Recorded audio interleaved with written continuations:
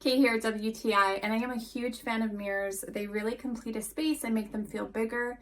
This one from COGOOD is good. So this is a farmhouse style mirror. It has such a cool feature where it looks like a barn door.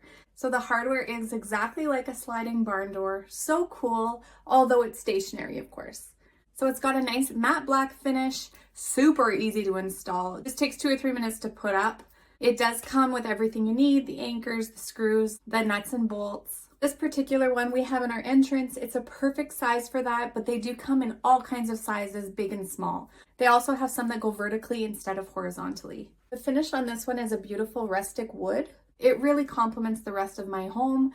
It's very well made. I like the way it's put together. I love all of the details on it. It looks like a wood burning on the wood.